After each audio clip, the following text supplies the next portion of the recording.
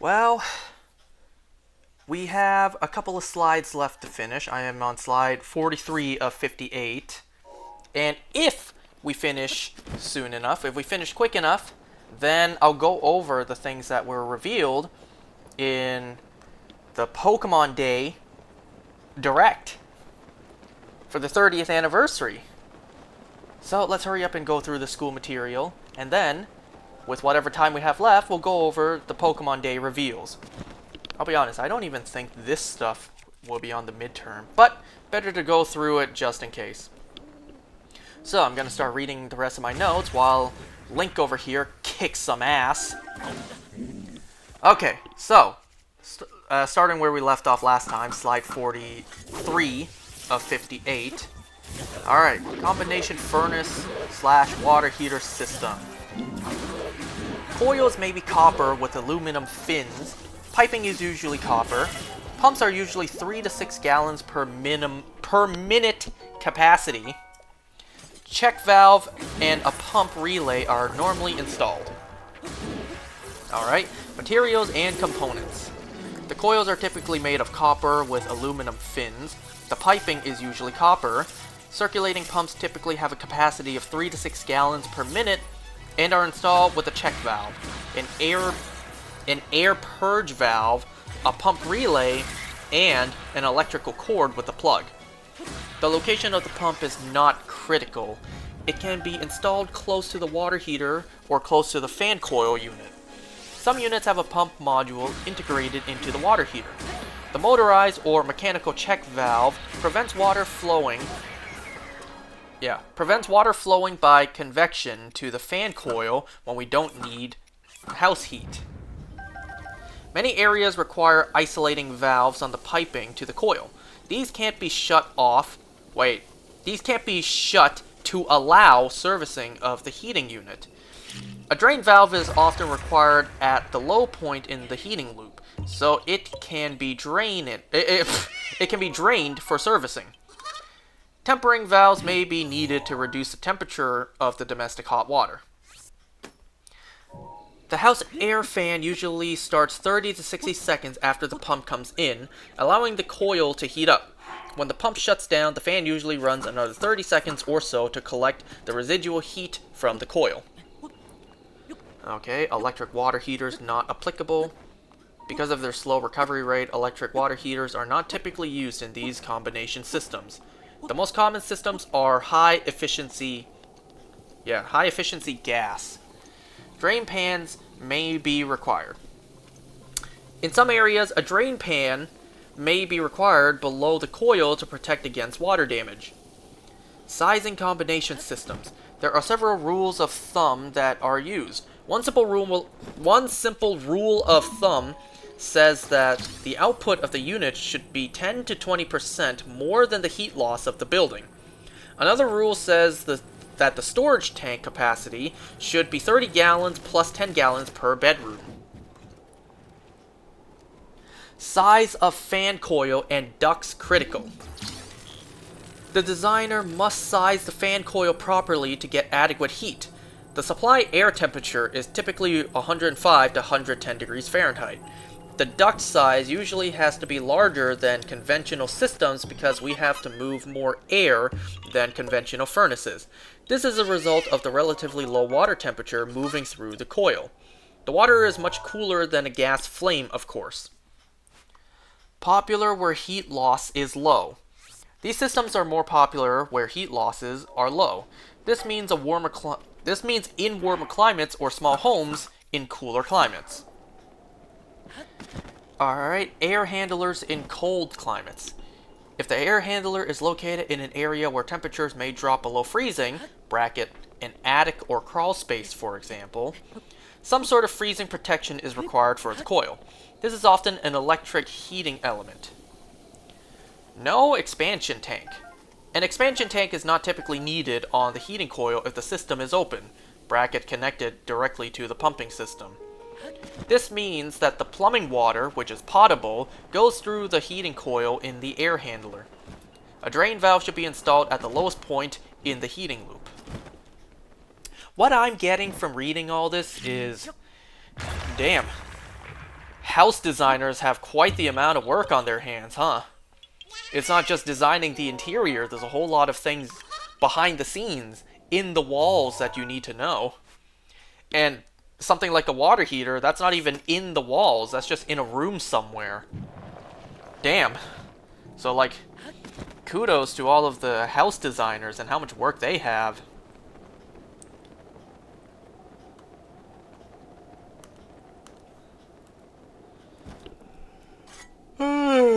At least... At least I'm better today than I was last time when I started recording. Because right now, it's 11:35 p.m., so it's a teensy bit earlier. Not by much, but hey, every little bit helps. You know, I could have gone to a friend's house tonight. They wanted to hang out because today is a friend's birthday, but then he couldn't make it. And another friend couldn't make it. But then they got together to hang out anyways. I could be there with them right now, but instead I'm here doing this. Because I need to get through this material. And also, tomorrow... tomorrow my friends want to come over to celebrate that one friend's birthday, which is today. Or at least, you know, the day that I'm recording this. By the way, this probably won't come out until after I'm done my midterm. So just let that... just know that. Just let that sink in. Just know that by the time this goes up, I'll be done with my midterm. Future me is relaxing, knowing that regardless of how I did, it's done and over with. Combination systems. Advantages. Only one combustion appliance. Making use of reservoir hot water. Both hot water and heating will be high efficiency. Disadvantages.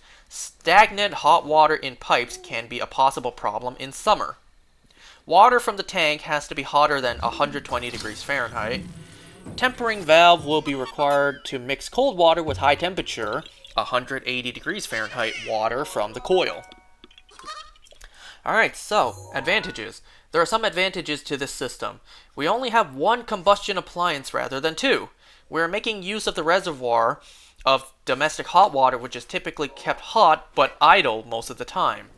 The domestic hot water and the space heating are both high efficiency since we're operating from a single high efficiency water heater. Is there a downside? One of the issues has been the ability of the system to provide adequate space heating and adequate domestic hot water. Designing these systems has proven to be challenging in some cases. Keep the water moving. Stagnant water in the heating loop during summer months is a possible problem. Some systems require the pump to operate briefly every few hours to prevent stagnation. Hot water is too hot.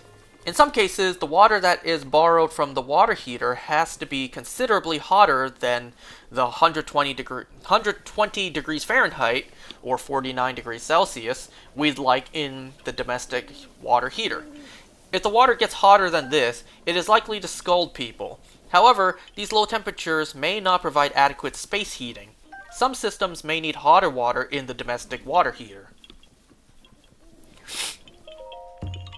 Tempering valve required. In order to maximize the capacity of the combination system, the water heater temperature is sometimes turned way up. A tempering valve adds a little cold water to the very hot water coming out of the water heater so that it is cool enough for domestic use. Alright, so tempering valve. A tempering valve is used on the water that goes out to the plumbing fixtures. This mixes cold water with hot water and provides a temperature of 120 degrees Fahrenheit or 49 degrees Celsius. Typically, it allows water at 180 degrees Fahrenheit or 82 degrees Celsius, for example, to feed the fan coil. Some jurisdictions require a backflow preventer on the cold water inlet to the tempering valve to prevent cross connections. Alright, boilers heat domestic water. There are many variations on this system.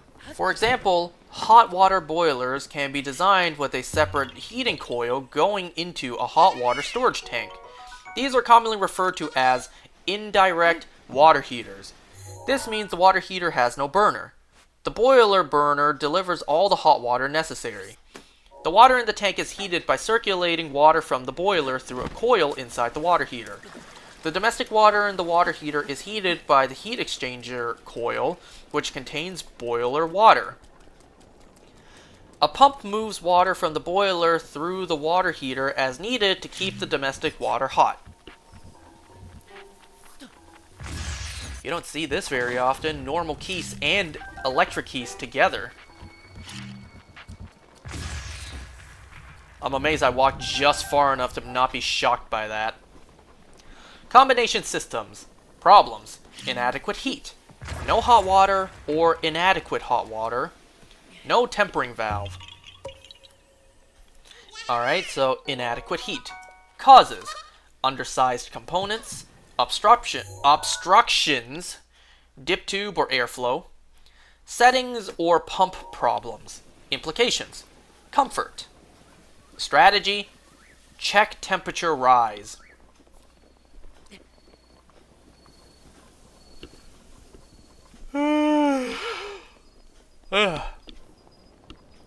Every time I start reading, I yawn.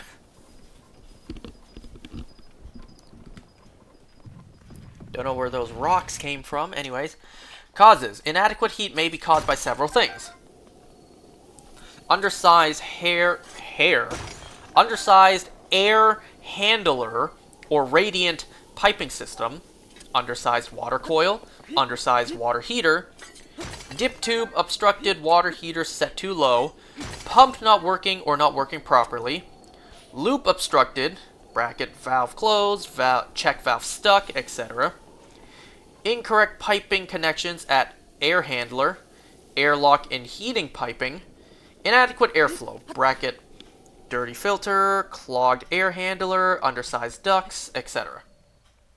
Implications. The house will not be comfortable. Strategy.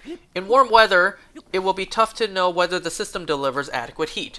In cold weather, you will get a sense of whether the house is comfortable or not. This, however, is a condition that can be difficult to identify. Some inspectors use a thermostat to check the temperature rise across the fan coil to compare it to the manufacturer's specifications, which may be on the system data plate. Home inspectors use a rule of thumb rather than performing design analysis on systems. You may want to advise your clients that undersized systems have been a problem and it's beyond our scope to analyze and predict the performance of individual systems. An example of a properly designed system is a 2-bedroom, 2-bathroom home with a heat loss of 25,000 BTU per hour, which has a 38,000 BTU per hour output burner and a 50-gallon tank. Since we don't know the building heat loss or the domestic hot water usage of the clients, we can't be conclusive.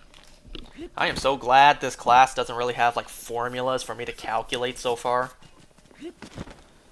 Unless there was and I completely missed it. But so far, I've only been told through the school material, through the slides, just like units of measurement. So I haven't seen any formulas for me to calculate, any numbers to plug into a formula for me to get a concrete answer. So that's nice. Okay, no hot water. Causes, burner problems. No hot water means no heat too. Troubleshooting goes beyond the standards. Implications, no heat/no water. Gee, thanks for that. Strategy, performance-based testing. Causes, if the burner is not working or the controls are faulty, there will be either no heat nor hot water. It's one of the problems with these systems. All of your eggs are in one basket. If you don't have any hot water, you won't have any heat either. This may be your only clue that the heating system isn't working due to warm weather. There are a number of other cases of inadequate... No, what? I messed up there. There are a number of other cases of inadequate hot water or no hot water, but troubleshooting these goes beyond the scope of a home inspection. In some cases, it can be as simple as adjusting a tempering valve. Implications. Obviously, the implications are serious if there is no hot water and no heat for the home. Strategy. You are going to be relying on your performance-based testing if the plumbing system and heating system, bracket turning up the thermostat, to check both the hot water supply and the heating for the house. We are going through these much faster than I thought. We're on slide 50 of 58, and I see there are some... You know what? Never mind. There's no diagrams. Well, there are diagrams. I meant to say there's no pictures with very little to read. Alright, no tempering valve. Causes.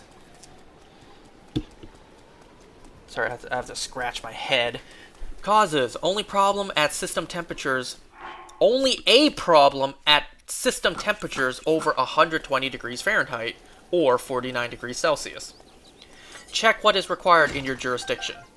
Implications. Scalding. Strategy. Check if water is too hot. The absence of a tempering valve is only a problem if the space heating water system operates at over 120 Fahrenheit to 140 Fahrenheit. Or 49 to 60 degrees Celsius, depending on the jurisdiction and performance of the homeowner. Many systems have to operate at a higher temperature to deliver enough heat for the home itself. The domestic water heater has to be provided with a tempering valve to avoid scalding the users. Causes.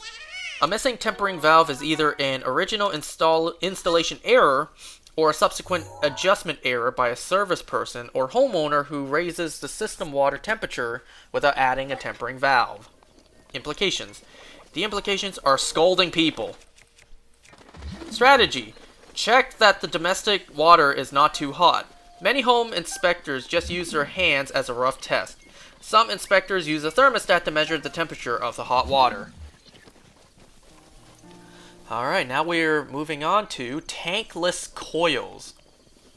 So, tankless coils. A tankless coil uses the hot water... Let me start over. The tankless coil uses the hot boiler water to heat water for the supply plumbing. It is a slide-in option for some boilers.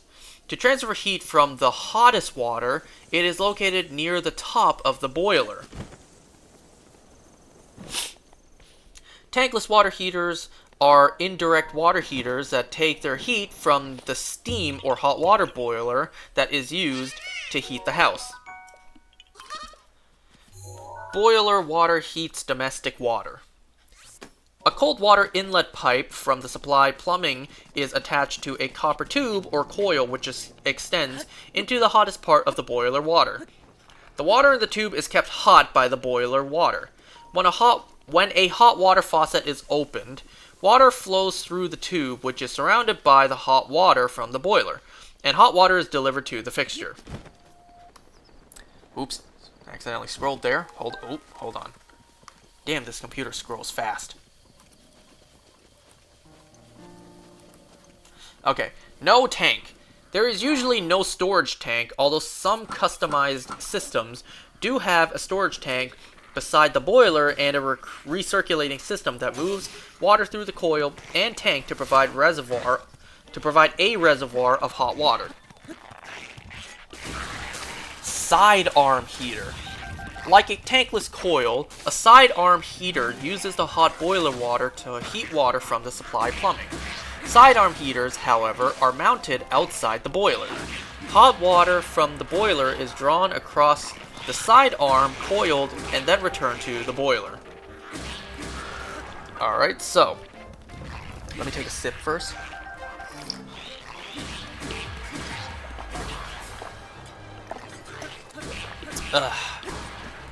You know, last night after eating so much rich sushi for dinner, damn, I felt bloated the entire rest of the night. But I felt thirsty, very thirsty. The more I drank, well, the more bloated I felt. So I couldn't drink anymore, but I was still thirsty. And I decided, probably best for me to just sleep this off, so I went to bed. Went to bed feeling completely bloated. Yeah. Anyways, I see I just took down an enemy camp because a treasure chest is just too irresistible.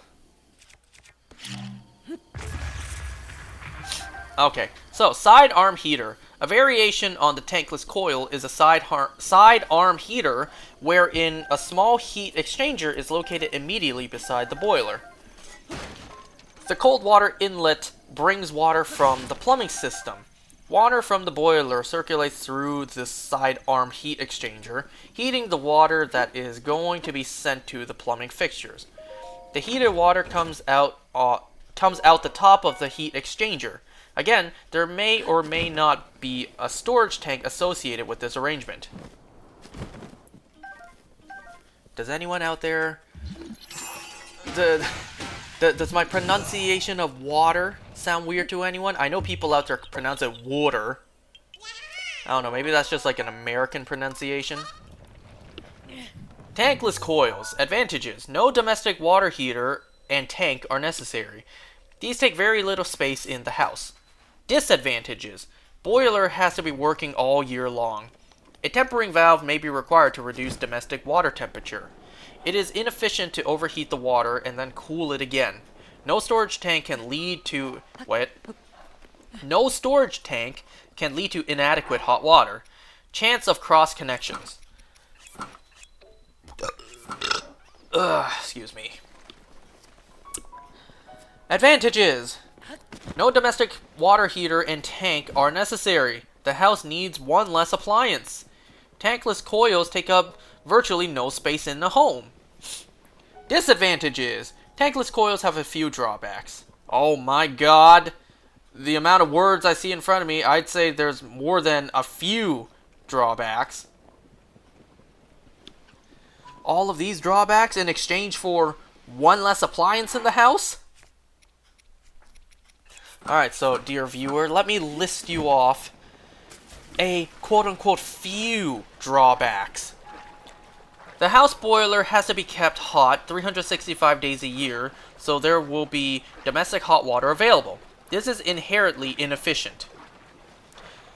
If the hot water in the heating system is kept at 180 degrees Fahrenheit or 82 degrees Celsius, for example, the domestic hot water will approach 180 degrees Fahrenheit, 82 degrees Celsius. This is too hot for washing and cooking. A tempering valve is often necessary. This valve mixes some cold water with the hot water from the coil to deliver water at a temperature of 120 degrees Fahrenheit, 49 degrees Celsius, for example. This is one more level of complexity, and again, it's somewhat inefficient to overheat water and then cool it with the cold water supply. I don't know why that's spaced out like that.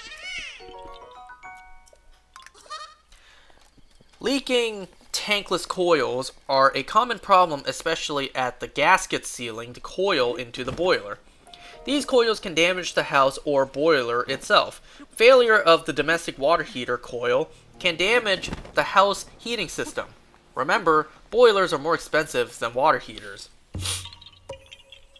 The small passage in the coil are prone to clogging with scale and rust. Clogging tankless coils are a fairly common problem. There is usually no storage tank available, and if the tankless coil is not large enough or the heating system water is not hot enough, there may not be adequate hot water available. Because we are putting a portable water pipe into a hot water heating system which is non-potable, there is the risk of a cross connection. This could take place if the plumbing pressure dropped below the heating water pressure, typically 12 to 15 psi, and there was a leak in the tankless coil system, perhaps. Oh, perhaps outside the boiler. If the house water pressure drops, the boiler water may get pulled or pushed through the pressure reducing valve into the potable water system. This is why the backflow preventer is required on the boiler feed line. Feed.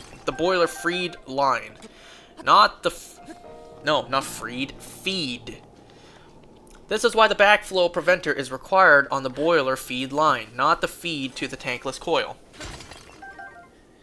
Damn, all of those were a few drawbacks. These systems have been very common in the northeastern United States, They are becoming less common, but you still come across them. Alright, tempering valve with tankless coil. A tempering valve mixes some of the incoming domestic cold water with the too hot water coming out of the tankless coil to bring it down to a temperature suitable for domestic use. And here's just a diagram labeling everything. So, tankless coils. Common conditions. Leaks. Leaks may damage the boiler. Low hot water pressure may result. No tempering valve. Excessive domestic water temperature can scald people. Poor hot water pressure slash flow can be caused by clogging tankless coils. Clogged. Jesus. Can be caused by clogged tankless coils, not clogging. Instantaneous water heaters. Which, I'll be honest, I don't understand how it works. When I went to Hong Kong, my uncle had one of those for the shower. And if you don't turn it on, there ain't no hot water. Yeah, I don't understand how it works. Instantaneous water heaters. In my feeble mind, I imagine it would use a tremendous amount of energy to instantaneously heat the water. But then again, what do I know? Let's learn about it, shall we? Let's learn about it together. Let me finally learn how my uncle's instantaneous water heater, I should say, works when I showered at his place. Okay, so first there is a little diagram. Oh, but this is the last slide. I guess this is probably what we'll learn next time. Instantaneous water heater. Flow restriction accelerator may be installed. That doesn't say accelerator. That says aerator. A-E-R-A-T-O-R. I have no idea what that is. So, flow restricting aerator may be installed. Typically 3/8 inch supply lines. Single cold water supply line. Instantaneous water heater. So the instantaneous water heater is connected through the 3/8 inch supply line straight to the hot water tap. While the cold supply water line not only is connected to the cold tap of the sink, it also is connected to the instantaneous water heater. Note, unit is permanently wired to electrical system. Well, that doesn't sound safe. Their operating principle is very simple. They have a cold water inlet that passes through a heating chamber that can be gas or electric. Electric are more common residentially. The water heater comes out the other end of the unit. There is no storage tank. As soon as the pressure drops, indicating that a faucet has been opened, the heat source is energized and hot water is delivered through the outlet pipe. In residential applications, there is sometimes one such heater for each fixture that uses hot water. And that's it. That is the remaining of this slideshow. Fantastic. I still need to go through all the material again for my midterm. Because this is going to sound absolutely ridiculous. This is going to sound like I am a lost cause. I have only gone through all of the school material once. Since the class started. So bare minimum, I should go through all of it again before the midterm. I am so fucked. Well, while I still have time, I still have half the video to commentate over.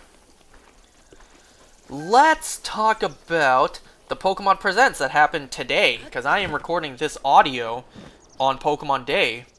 For me, today, it is February 27th, the 30th anniversary of Pokemon. How crazy is that? This franchise is 30 years old. So let me see. The things that they announced that I actually care about. Alright, so, well, I'll still talk about some things I don't care about, like the Pokemon Red and Blue Game Music Collection, the Game Boy Jukebox, with, what, 45 physical cartridges? I am not buying that. Are you insane? That might be a cool collector's item, but, no. That's a cool antique to study, I suppose, but in terms of practicality, in my opinion, that's a pretty stupid product to buy. We're talking old school 8-bit music. Sure, they're classic and nostalgic, but why would I buy a little Game Boy shaped doohickey that comes with 45 physical Game Boy designed cartridges to play the music? I don't know. That's just stupid. Now, if you gave me one cartridge where I can select the track, that would make more sense. But 45 separate cartridges? You are insane if I am buying that. So yeah. I mean, hey, if you're interested, if you want to buy it, by all means, go crazy. Me though, certainly not. Okay, let's see. Thankfully, during the Pokemon Presents, they had a nice little diagram of everything they presented, so that makes it nice and easy for me. Okay, they announced World Championships and Pokemon XP, whatever that new event they're holding is. I've never been to a World Championships before. I would love to go, but, you know, those plane tickets are expensive, you know?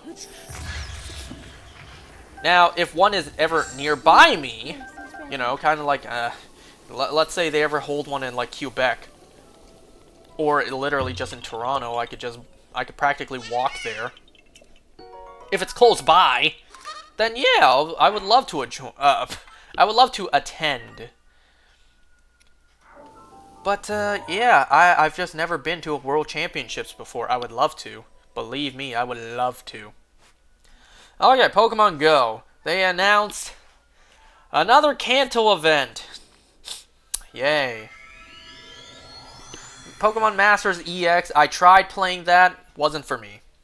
But I do like the art style they did with classic 1996 Red. Taking his 2D art, making it 3D. I like that. Pokemon Cafe Remix, once again. I tried it, not for me. I tried it back when the Shiny Piplup came out. Like, ooh, another Pokemon game where I could try to get shinies. But I tried, yeah, not for me.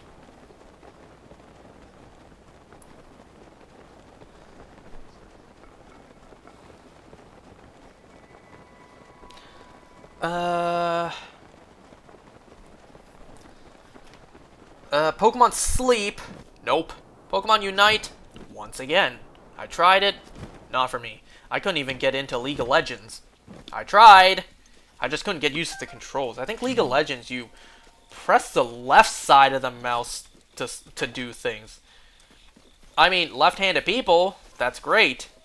But me as a right-handed, that's just weird. I just couldn't get into it. TCG Pocket. We already got the new set. And they pretty much just announced, like, an opening... A bonus for just playing the game. Well, I try to open my packs every day. Sometimes I forget, but only if it's like a super busy day. Alright, now here's where we get into stuff I actually care about. They finally announced Pokemon XD Gale of Darkness coming to Nintendo Switch Online GameCube. Finally!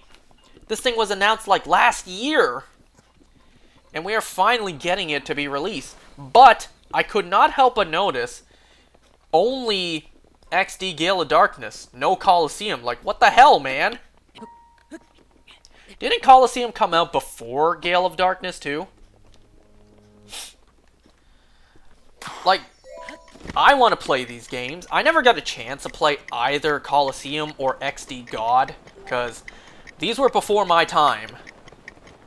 And when I found out about them, when I found out about Shadow Lugia, I wanted to play these games. I also purposely, to this day, never looked up the story, never looked up the spoilers, because I wanted to experience it for myself one day. I mean, it's not a big deal. We already got Gale of Darkness. Like, we got a release date, which is like next month, a month from now. So, yeah, Coliseum is inevitable. It's imminent. We just don't have a concrete release date yet, but I just couldn't help but notice. That was kind of weird, you know? They only announced Gale of Darkness, but no Coliseum. Wasn't this the Korok I miserably failed at quite a while ago?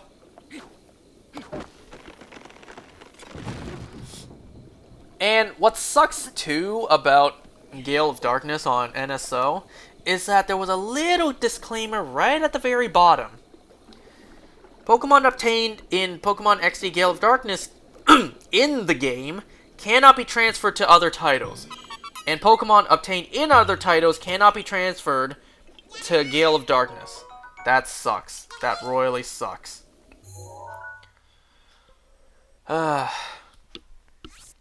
know, there were talks online if Coliseum and Gale of Darkness would have home compatibility, which I think would have been absolutely fire. That would have been absolute heat.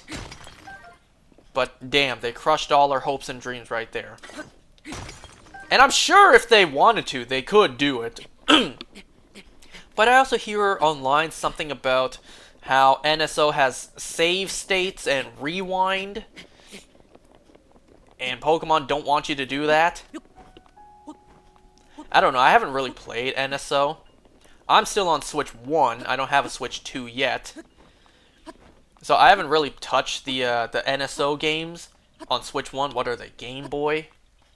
No, not even Game Boy. They were... No, yeah, Game Boy.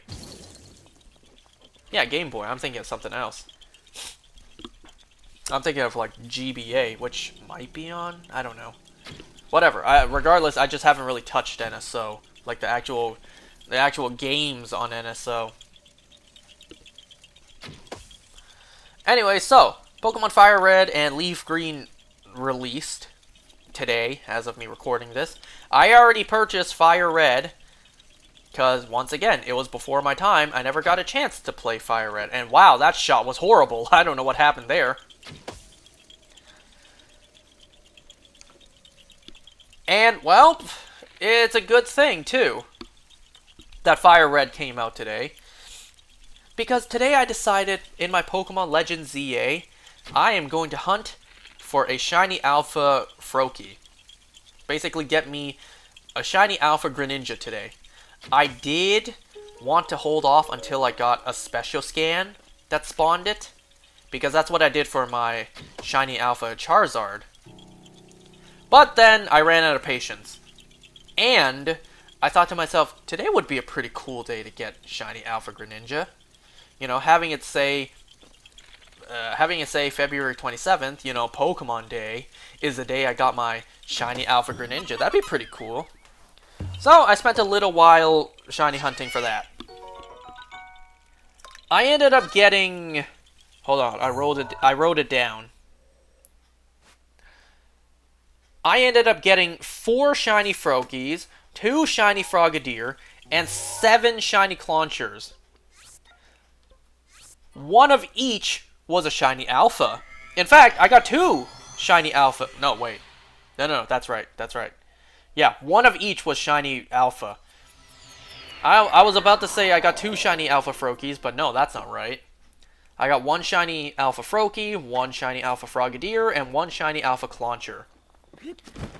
What's amazing is, the very first shiny I got was shiny Alpha Froakie, and it was female.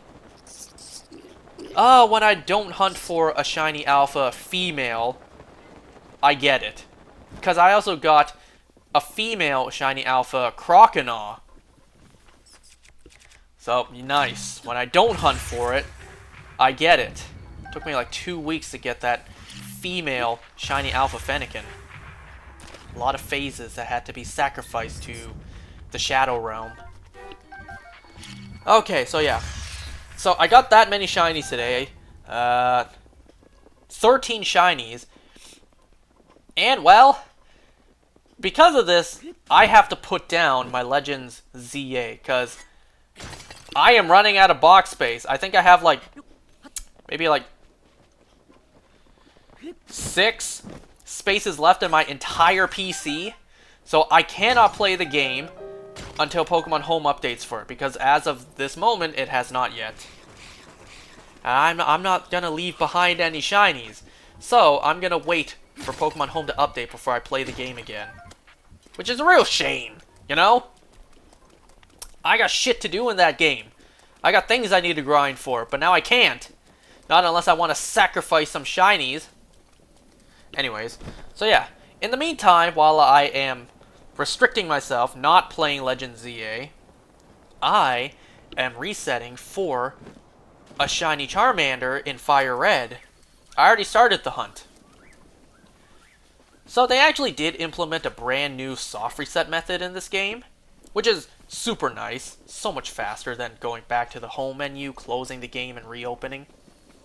So instead of L, R, and a plus button to soft reset, you actually just hit all 4 buttons at the same time. You hit A, B, X, and Y. You hit all 4 at the same time, your game will soft reset. It's nice. So, for the time being, I'm going to shiny hunt for a shiny Charmander in my Fire Red.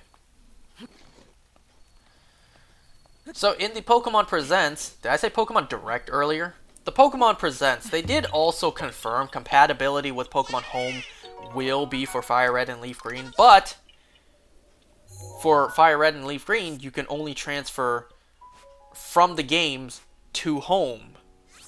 You cannot transport? You cannot transport or transfer back and forth. So it kind of seems like you put a Pokemon from Fire Red into Pokemon Home, it can no longer go back into Fire Red. It's a bit of a shame, but it makes sense. You know, it makes sense. I was kind of hoping at the bare minimum you can transfer to and from. You know, if I put a Pokemon from my Fire Red into Pokemon Home, I can at least put it back into Fire Red. But, yeah, no. So it kind of seems like completing the Pokedex, you not only will need both Fire Red and Leaf Green and probably some other games, because from what I hear, it is literally impossible to complete the game's Pokedex. Yeah, you can't use Pokemon Home to help with that. You have to have a separate system and trade. Well, that kind of sucks. I'm pretty sure. I feel like modern day technology, we should be more than capable of going back into the code of older games, redoing them, or at least adjusting them, right? I feel like modern technology, we should be able to accomplish this. It's just if companies are lazy or not, if they want to invest the time and money or not. Tisk, tisk, tisk. Alright, Pokemon Champions. It's set to release in April. I'm not a big competitive guy, but I'll give it a try. I'll download it, I'll give it a try. There's actually one thing I'm very curious about, and I've mentioned this in the past too. So, Pokemon Champions is meant to have every gimmick, right? Not only every gimmick, every form, everything. It's supposed to have everything. Maybe not at launch, maybe not right away, but eventually it should have everything, right? Every Pokemon gimmick, every Pokemon form, everything. So it'll have Megas, Z moves, Dynamax, Terrestrialize. It'll have everything. And it'll have every form of everything, right? My question is, the biggest thing I want to know is, will Battle Bond Ash Greninja be in Pokemon Champions? Because if it doesn't even show up in Pokemon Champions, then Ash Greninja is truly dead. We have Mega Greninja now, so yeah, that's my big question. Will Pokemon Champions have Ash Greninja? If you send a Battle Bond Greninja into Pokemon Champions, will it have the Ash Greninja form? That's what I want to know. I guess we'll find out soon. So yeah, Pokemon Champions. Let's see. Pokemon Legends ZA, they did a Mega Dimension announcement. At first I thought, oh no, is there going to be a part 2 to the DLC? Is there going to be more? As the trailer played out, it just kind of seemed like an advertisement for the DLC. Like, hey, gamers. Hey, trainers. If you haven't purchased the DLC yet, here, take a look. These are all the Megas, the brand new Megas that are in the DLC, and a brand new one, Mega Garchomp Z. We all knew Mega Garchomp Z was coming, but to my surprise, if you think about it, I didn't even realize this because of all the goddamn leaks. See, even before the DLC came out, we knew that Garchomp was going to get another Mega thanks to the leaks. So because of this, I didn't realize a new Garchomp Mega was never officially acknowledged. So, if someone playing the games saw no leaks whatsoever, this would be the very first time they even heard of the idea of a brand new Mega Garchomp. I didn't realize that. We all knew Mega Garchomp Z was coming. We all knew we already knew the design thanks to the leaks.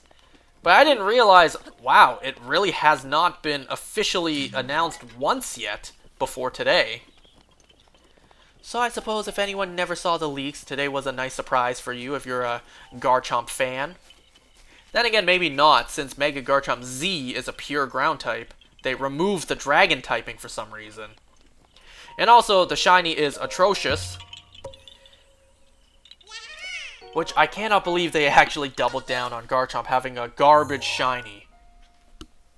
Regular Mega Garchomp, while the color scheme may not completely match, it at least changes.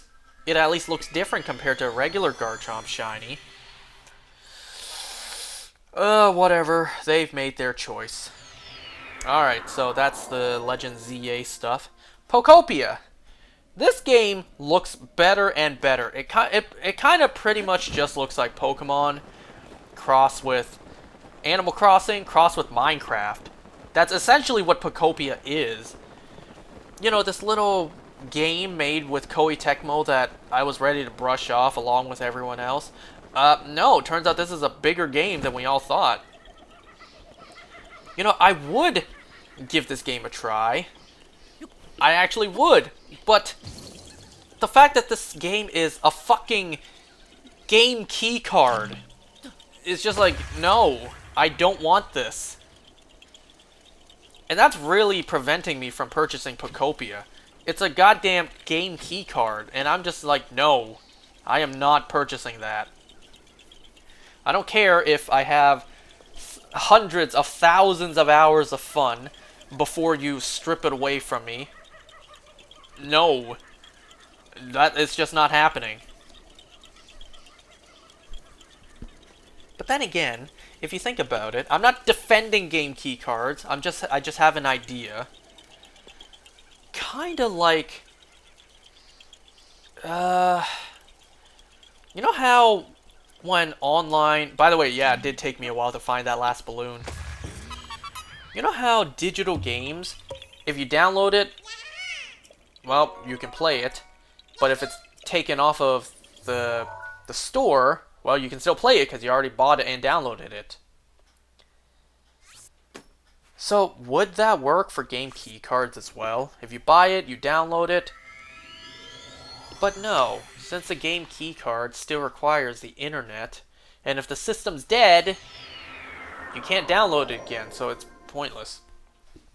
Yeah, I'm not buying no goddamn game key card. Sorry, Pokopia, if you weren't on a game key card. If it was just that one factor, which is pretty big, no, I'm not buying you. Okay, let's get to the big reveal. The 10th generation of Pokemon. Pokemon Winds and Waves, which I cannot believe is actually true. The leaks were right. The leaks were super right. Oh, I'm sure Game Freak is pissed off about this. Nintendo's pissed that Winds and Waves were leaked way ahead of time. So, I'm not gonna lie, despite there being a very clear disclaimer saying, like, not representative of actual gameplay experience, the graphics look spectacular. The quality actually... Can you believe? The quality actually looks good? But then again, we said the same thing when Scarlet and Violet first got revealed. But I have high hopes. Winds and Waves is going to be a Switch 2 exclusive, so I will be buying a Switch 2 whether I like it or not. And that's a huge plus. The fact that it's a Switch 2 exclusive means that it has stronger hardware to run. I'm sure Game Freak learned their lesson with Scarlet and Violet. If they put out another open world Pokemon game that runs like garbage, like Scarlet and Violet did at first launch, especially on updated software, I think they're really gonna get repercussions then. So I think they really learned their lesson, especially because this game is releasing next year. So they still have time to polish and, well, continue to work on it. They delayed Legend ZA to polish it up, which actually served it very beneficially. So now can you believe I actually have high hopes for Pokemon games again. Now, I'm not going to go crazy and expect anything like Dark Souls, because it's still Pokemon. Maybe another 30 years we'll get like a Dark Souls style Pokemon game. Anyway, so aside from the graphics actually looking pretty good, pretty promising, new generation of Pokemon, how exciting! We also got the reveal for the starters in this game. And, well, in my opinion, there's one clear winner in this. There is one obvious choice that I'm picking. So the options for starters are Rowlet 2, Pombon, and Sobble 2. So we have Brout, the the grass chick bird. We have Pombon, the fire dog, the puppy Pokemon, and Gekwa, obviously the water gecko, I should say, Gekka. Which is funny because we already have Trico. And then we already have Sobble. Well, whatever. I'm amazed we got 2 round flying bird grass Pokemon as starters. Now, I know Brout isn't a flying type, but still. I'm surprised we got 2. Kind of like Rowlet with a leaf bow, but instead of a bow this time, it's a unibrow. And I'm not gonna lie, 2 of these 3 starters are kind of ugly. I'm picking Pombon. Like, that Pomeranian fire puppy is so adorable. To me, it is the clear-cut winner. Yeah. Brout and Gekwa are kind of just ugly, in my opinion. Pombon is adorable. It will be the starter I pick. Unless the final evolutions for the 2 are just so mind-blowing that I have no choice but to pick them. Oh yeah, you can see what a waste of my time, because I almost made it to the top and then it started raining. So now I gotta go elsewhere.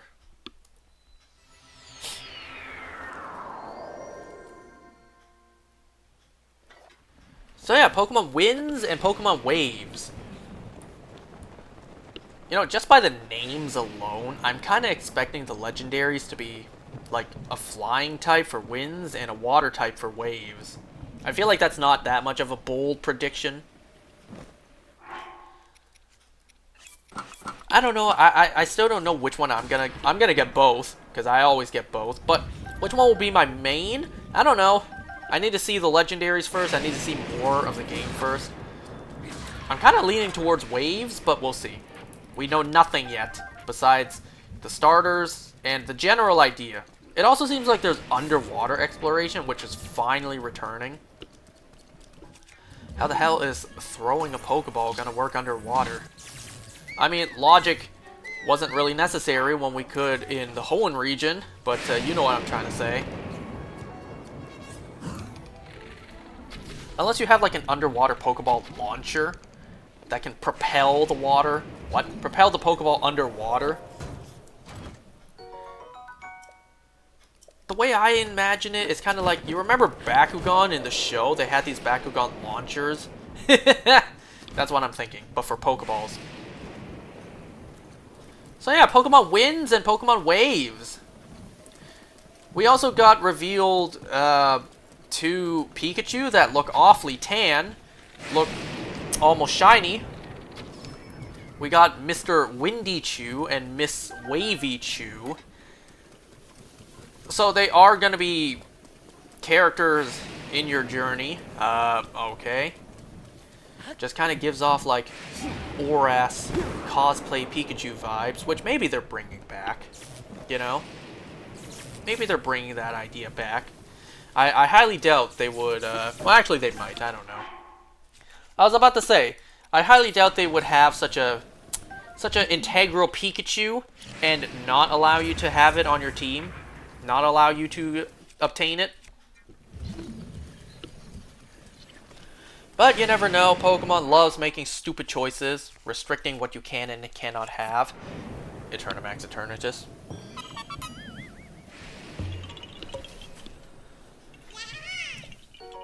So, yeah.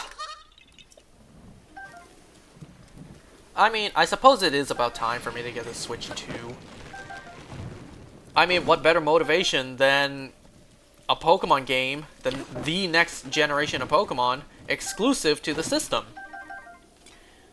Yeah, that's a pretty good reason for me to buy a Switch 2. I mean, there's a handful, literally only a handful of other games I want to play exclusively on Switch 2. Mario Kart World, Kirby Air Riders, Age of Imprisonment.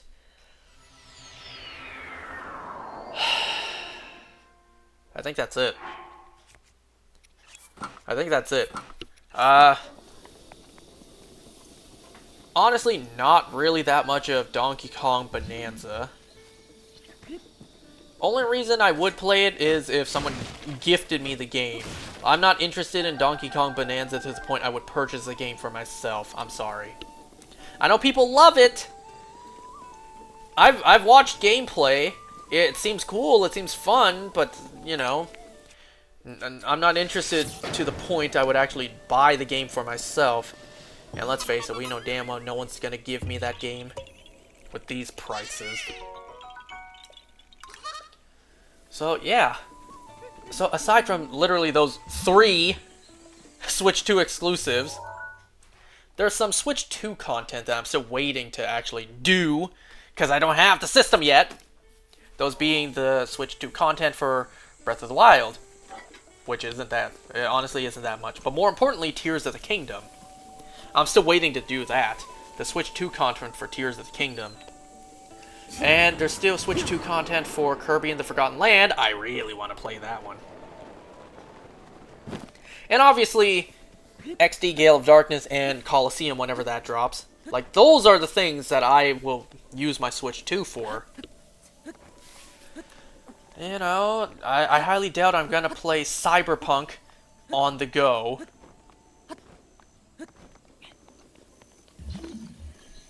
But yeah, let me know what you guys thought about the Pokemon Presents for the 30th anniversary.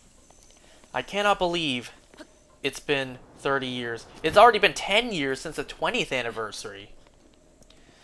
I think I was in my photography class in high school watching the reveal for Sun and Moon. That was 10 years ago. Oh my god. The 20th anniversary was 10 years ago. One day we're gonna look back. The 30th anniversary was 10 years ago. Remember 10 years ago they announced the 10th anniversary? What? The 10th generation? Yeah, did they announce the 10th anniversary on the 30th anniversary? Anyways, that's enough babbling from me. I went over the schoolwork, and then you can tell where my passion was today. Because, yeah, I just read through my school material, and it's like, alright, moving on. Yay, Pokemon stuff. The actual exciting stuff I want to talk about. And you know what? It was a good little change of pace, considering I've done nothing but schoolwork for the past few parts. But sadly, that's not going to change.